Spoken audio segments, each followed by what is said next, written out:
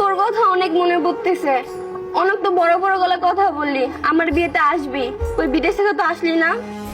কত ইচ্ছা ছিল তোর বিয়াতে থেকে আমি অনেক আনন্দ করুম, কিন্তু প্রবাসে তো আইসি বোন, টাকা ইনকাম করতে হইব। আর সেই টাকা ইনকাম কইরা তোর আমি সুখ কিনা দিয়া যাবো। কিন্তু কই তুই, তুই তো অনেক দূরে। কান্দিস না মা, মোবাইলটা আমার কাছে দে। বাবারে, বিয়ের শেষে কিন্তু জামাইরে 5 লাখ টাকা দিতে হইব। টাকাটা বাজান সময় মতো পাঠাই দিও। আচ্ছা আব্বা, আপনি কোনো টেনশন করেন না। আমার বোনের সুখের লইগা আমি প্রবাস থেকে 5 লাখ টাকা পাঠাই দিমু যৌতুকের লইগা, কেমন? নে নে বাবা, তোর বোনের লোকে কথা কর। ভাই তোর কথা আমার খুব মনে পড়ে রে ভাই। আমারও বোন, তোর কথা অনেক মনে পড়ে। একটা বার আজকে তোকে যদি আমি জড়ায় ধরতে পারতাম। আমি এখন অনেক দূরে, চাইলো তোর কাছে আমি আইতে পারুম না রে। বোন, তুই শ্বশুর বাড়িতে খুব ভালোভাবে থাকিস, তোর জামাইয়ের কথা শুনিস, শ্বশুর শাশুড়ির খেদমত করিস। ভাই ভাই তুই আমার ভুলে যাস না ভাই, তুই আমার প্রতিনিয়ত কল দিস। তুইও বোন আমার মনে রাখিস, এই প্রবাসী বাইরে বুইলা যাইস না। আমি তোর বোন খুব ভালোবাসি রে, খুব ইচ্ছা ছিল তোর বিয়াতে থাকমু, অনেক মজা করুম, কিন্তু প্রবাসী আইছি বোন, আমার টাকা কামাইতে হইব অনেক টাকা।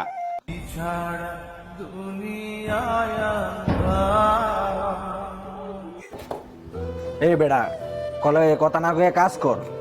আমাকে চোখের পানি কেউ দেখবো না, আমরা প্রবাসী মানুষ। বোন, আমি ফোনটা রাখি, তুই কিন্তু ভালোভাবে চলিস, বুঝছস? আর জামাইর লগে বেদবি করিস না। আল্লাহ হাফেজ।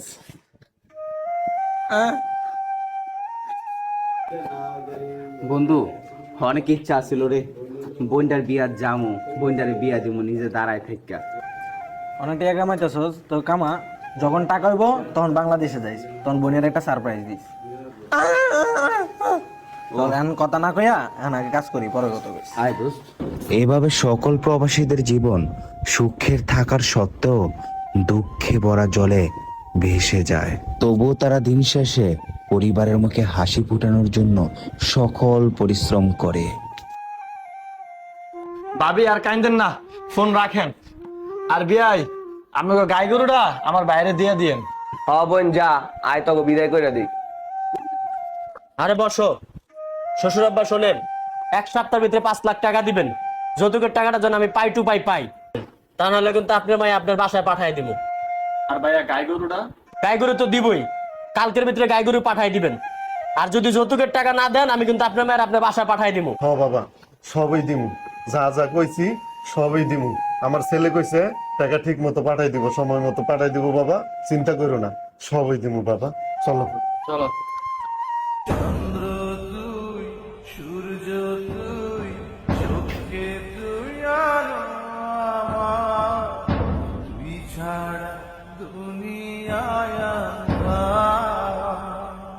তোর কি হয়েছে আব্বা?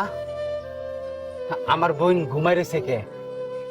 এ বোন হোট, দেখ আমি তোর প্রবাস থেকে কত কিছু লয়ে আইছি, তুই কি আমার লগে রাগ করছস? মজা করিস না, আর মজা করিস না তুই।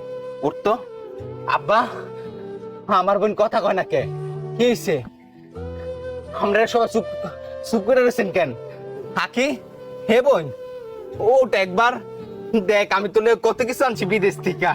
এরকম অনেক প্রবাসী ভাই আছে যাদের আপন মানুষ মারা যাওয়ার সত্ত্বেও বাংলাদেশে এসে দেখতে পারে না। হে মহান রব্বুল আলামিন, তুমি তোমার রহমান নামের উসিলায় প্রবাসী ভাইদেরকে হেফাজতে রেখো। তো